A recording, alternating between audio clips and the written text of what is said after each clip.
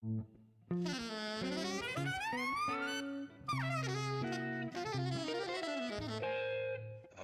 Jazz.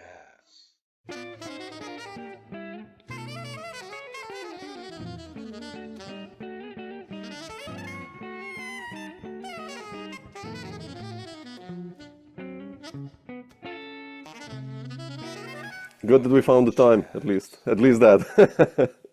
Indeed. Where are you based? I'm in Slovenia, Europe. Okay, great. Yeah. You ever played here? Uh, Ljubljana, maybe, right? Or no? prob Probably a long time ago. I just can't remember. Yeah. Yeah. Uh, well, I have you on so many records, and I've been a big fan since like way back, the Mingus Big Band. I have you on a couple of those and stuff, and but I wanted to start this talk with the latest album, Alone, and first of all, the question of the band. What's the story with the band? What are your relations with these players? I know you've played with Carl for quite a long time, and you know, Ron Carter is in the band. He's one of the greatest. Like, how did this group come together? Well, I mean, I've known Ron since I was in college. I went to the Thelonious Monk Institute, and he was the artistic director. And so we've been close for over 20 years. And I've worked with him in his big band, and also Right. every now and again we've connected. And he's always been a mentor, and over the years become a friend. So. Um, and of course, everyone wants to play with Ron Carter. So I wanted a chance to get something documented with him, because I've had such a long relationship with him, and have never really haven't really done a small group recording with him. So I wanted to do that. And I thought this project would fit nicely. Ron would fit nicely with this project in particular. As you mentioned, I've known Carl just as long. Really, he's like a mentor, and I played with him in his bands and with Yeah. Eric Reed, and a lot of different people. And he's been a mentor and a good friend for many years. Gerald, I met when he first moved to New York from the West Coast. Um, Probably whatever it was, like 15 years ago. And we played a little bit when he was here in New York, but not much. And but I've always admired his musicianship and his work with Charles Lloyd, and of course Roy Hargrove. So again, I just thought he'd be a perfect fit for this, and I think these three individuals in the rhythm section really is it's pretty special. Oh man, yeah. Is it easy for you, like knowing you being the band leader and then having these three guys there? And I mean, when you have Ron Carter as a sideman, basically, how does this work? I mean, how were you feeling when you were in the studio? Sure. Well, I think everyone is a little bit more heightened. We all have a heightened level of awareness when someone like Ron, well, not someone like when Ron Carter is in the studio. But that said, the reason why Ron Carter is Ron Carter is because he is a great sideman, Mm, and has been a great sideman for many for decades. So in some ways it can be a little bit intimidating working with him, but in other ways it can be very easy because he's a great sideman. He knows exactly what to do. He knows exactly what to do to make the music sound the best that it possibly can. And honestly, this session was one everyone said it was probably the fastest and easiest session that they've ever done. Everything just went very smoothly. Everything was first takes. We pretty much just played, and then beautiful. and that was it. So yeah. Mm. Yeah, what about the music? I mean, the music is like, man, you've written some really, really beautiful melodies, and Yeah, it's thank you. Yeah, I mean, I wanted to focus. I did wanted to focus on just beauty and just mm, playing some beautiful music. And I think some people appreciate the album for that, and some people don't really get it. They're like, but it's not intricate. It's not highly intellectual. Like it's not but you've done those, so exactly. I've done those, and the thing is, I think sometimes we don't appreciate the fact that Dexter Gordon made a ballads record, Coltrane made a ballads record, and a lot of saxophone players don't make ballad records because it's difficult, and because they don't, and because it takes a certain sort of understanding, and a certain control of your instrument, and a certain a certain just understanding of how to create beauty. Mm, Um, Coltrane ballads and Dexter Gordon ballads are two of the most beautiful tenor saxophone albums, of all time. I mean, mm. so I wanted to do something like that. How did you write the music? I mean, or in general, what's your process there? Did you always start with a melody, or like sometimes had a harmonic progression, or? Usually when I write my music, it's either I start. A lot of times I start from the bottom up. So a lot of times I start with the bass line, Oh, really? Okay. and maybe some harmony. But with this album in particular, this album actually all started with melodies, Mm, which yeah. is a little bit which is different than my previous recordings. I mean, like I said, this album is focused on beauty, and this one in particularly, all the originals started with that melody. Mm. Yeah, it's all about the melody anyway, right? In the end, I mean, Hmm. Sure. um, it's you mentioned Dexter and Coltrane, and you're coming from the UK, from London, right? And Hmm. wh- who were the guys that got you excited for this music? I mean, was Coltrane and Dexter, or did you have like this aha moment where you said like, "Shit, I want to play this music," or did you hear someone, or how did that happen actually? There are a variety of influences. I mean, Coltrane and Dexter are two of my biggest influences for sure, Mm, and always have been. Along with like Gene Ammons, Sonny Stitt, George Coleman, Wayne Shorty, and the list goes on. But certainly early on, Dexter Gordon and Coltrane were two of my earlier influences. Um, and and in fact, Coltrane ballads, and also Johnny Hartman and John Coltrane, those are two very influential albums to me. And it's about sound, and it's about melody.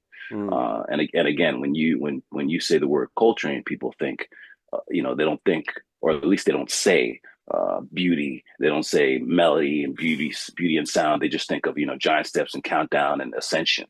But that's not really where Coltrane's headspace was for so many years before those things.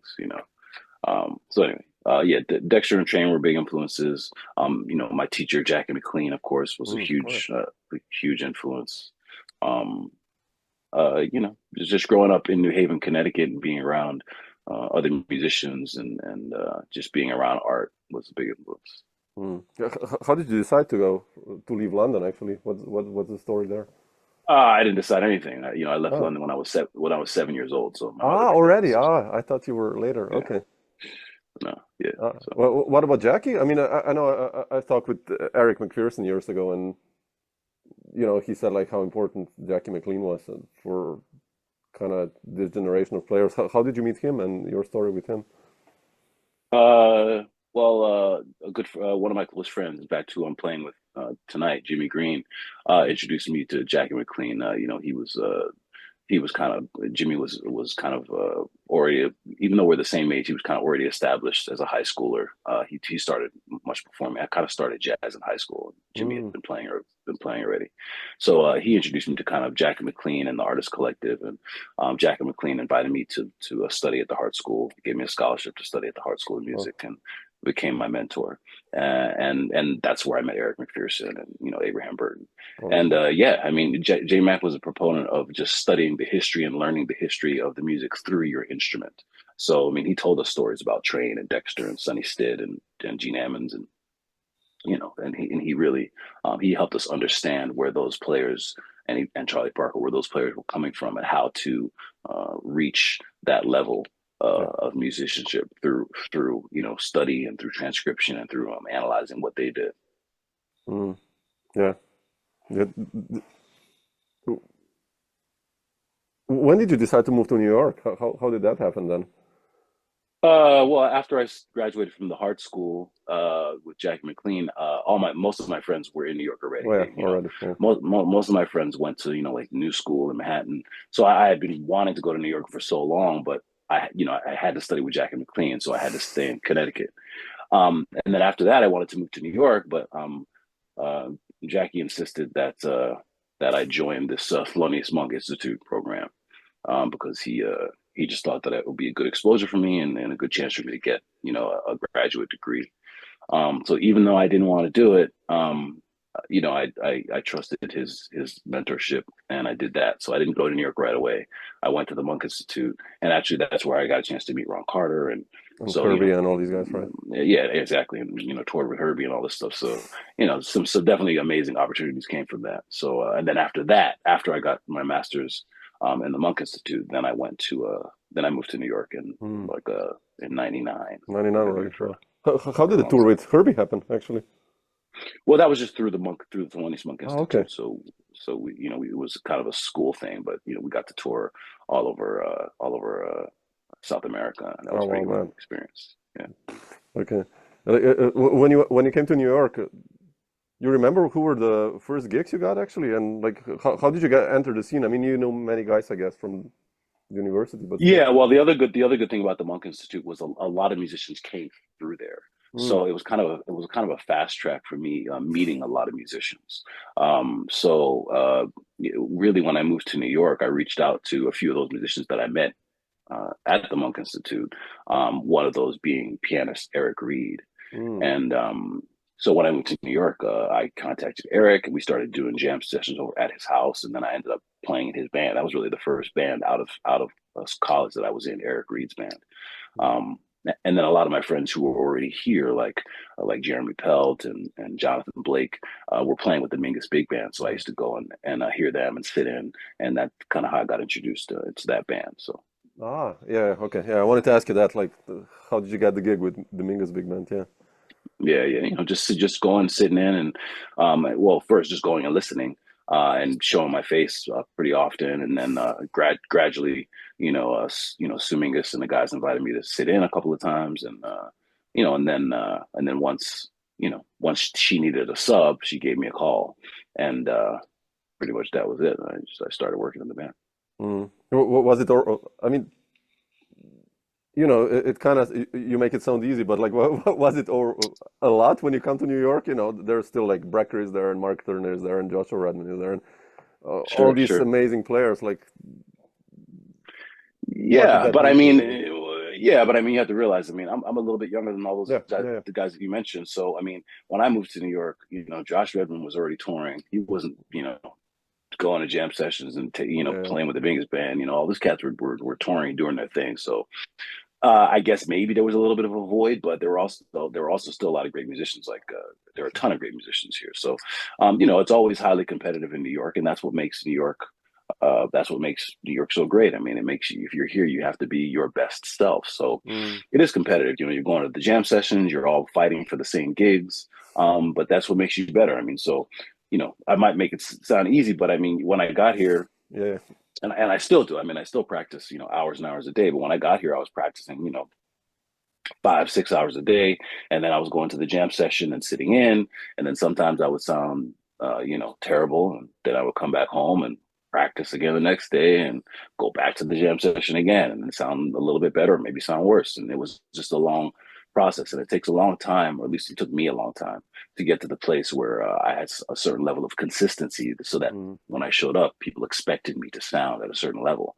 And that's something that's a kind of a never ending process, yeah. process of just like maintaining that consistency. Mm. How did times change happen? What, that my first album Yeah, time changed? yeah. Oh, I mean, I think I was recording with Eric Reed. I did an album with Eric Reed on the same label, so yeah, this yeah, like German label called Nagelhair, yeah, yeah, yeah. And so I guess I just connected with the producer. And I said I wanted to make my first album, and he gave me that opportunity. And yeah, and so I pretty much just called the people who I knew. I mean, I knew Carl Allen back then. I was working with him a little bit with Eric Reed, and yeah. Alan, yeah. but, Aaron Goldberg, I knew since college. This bass player named Joel Forbes, who was a kind of a mentor of mine. Um, yeah, and we just did it. Was the band leading aspect easy for you? I mean, in the beginning, or Well, I've always been a band leader. mm, Even in high school and in college, I always put together some sort of band and like would put together gigs. So band leading has been kind of natural to me, and that skill, of course, developed even further and got deeper when I started working with people like Eric Reed and Carl Allen and Tom Harrell. Like, all these people are great band leaders, and I kind of pull and learn from them. But I've always been a band leader. mm.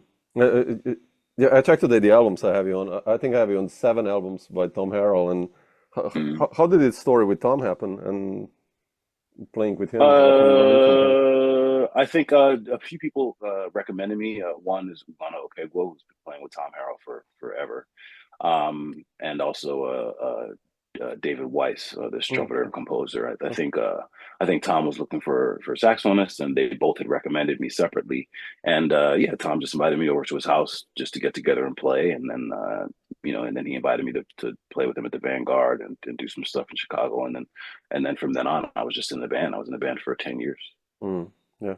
Well, I wanted to ask you that before. Like, when was the first time you went to Europe as a professional musician? Uh, How was that like? You remember? I don't I don't even remember, to be honest with you. My first time in Europe, I don't really remember. I mean, my first couple of big tours were probably like in fact I'm playing with him tonight, the bass player Lonnie Plaxico. Oh yeah, sure. I think I went to Japan for the first time with him. I know that. Oh, My first tour as a professional to Europe, I'm not even sure who that was. Maybe it might have been with the Mingus Band, but I'm not even sure. mm, Yeah. mm. Yeah, we mentioned some really great drummers already, and what's your story with Ben Riley? I mean, how did you playing with him also? I mean, Well, that's another one, and it's funny because I reflect back to an earlier question about you asked me about moving to New York, and I yeah, was saying that Jackie McLean was urged me to go to the Thelonious Monk Institute, and like yeah. he's like a future he's like a a future teller. I mean, a lot I met a lot of musicians through the Thelonious Monk Institute, and so I think it's a good thing that I went, Yeah. and one of the people that I connected with there is the trumpeter and composer Don Sickler, Sure. and he had a relationship with Ben Riley. So when I got to New York, in addition to calling Eric Reed, I called Don Sickler. I said, if there are any projects that you're working on, keep me in mind. And he did that. He was working on this thing with Ben Riley doing Monk's music, and he gave me a call, Mm, and so and that's how I ended up doing that. So and then I worked with Ben for a number yeah. of years. I don't even know how long I was with Ben. Maybe like 7 years or something. But that was great. It was great playing with Ben Riley. I mean, it's there's nothing like it. Mm. Yeah, yeah. I mean, he's one of the greatest. Has been yeah. I also wanted to ask you today, like, about the Black Art Jazz Collective, and beside a composer and musician and player, you're an educator, and also you founded this group or project. Well, what's the story behind that? Uh, well, it came at a time like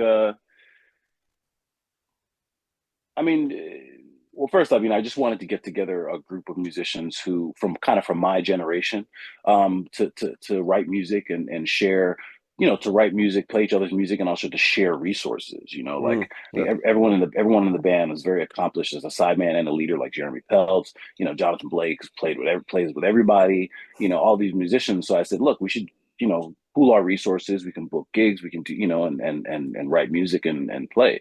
In addition to that, we can celebrate, Black culture and the origins of the music. And, at that time, there was a lot of talk on social media about, jazz being everybody's music. Mm, And it was almost, it was almost ill-intended, and it was also, and it felt the discussions kind of felt, um, like people were trying to erase the history of the music. And studying with somebody like Jackie McLean, he wouldn't say jazz is everybody's music, mm, and it's not about people who are not black. Not being able to play. That has nothing to do with that. Everybody plays jazz. Everybody plays good. Everybody innovates at jazz. From Bill Evans to Chet Baker to Michael Brecker, they're all innovators and pioneers of the music. So it's not about white people or people not of color not being able to play, but it's about celebrating the origins of the music and accepting and acknowledging that the mm, music came from black people, from black culture, and music is born out of the black American experience. That's not going to change. It doesn't matter how many white people or people from different cultures and backgrounds play the music. Sure. It's just not going to change. So I thought it was an important, and it's kind of like similar to what, well, I don't know if it's similar, but at that same time, Nicholas Payton was talking about BAM and renaming the music, Black American music, and really it came from that same thing. It came from that same discussion that was going around that didn't really sit right with a lot of people. Sure. So yeah, that's how Black Art Jazz Collective kind of came about. Mm. Yeah. What about the new album? I mean, are you going to promote it on a tour in Europe? Or like, what are the plans for the upcoming actually weeks or months, like for touring, album, we're gonna wait. We're gonna wait and see. I mean, I definitely, I always go to Europe usually during the spring and the summer and tour. And so I'm sure I'll be there playing. What probably is going to happen is I could see myself going over and playing with different local musicians, like European rhythm, like maybe all-star European rhythm sections or something like that, and playing some of this music. So far I've played it. We did a release in San Francisco. I'm playing at the Lincoln Center in February.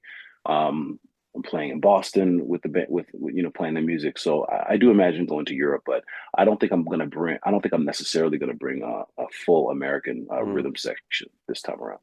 Yeah, it's heavy. Yeah, no, especially after COVID, I think getting things together, it's like getting gigs is really heavy. Yeah, What's cool. Cool, Wayne. Well, I think we covered most of it. So cool. But thanks for thanks for sharing some of these thoughts, man. Appreciate it. Yeah.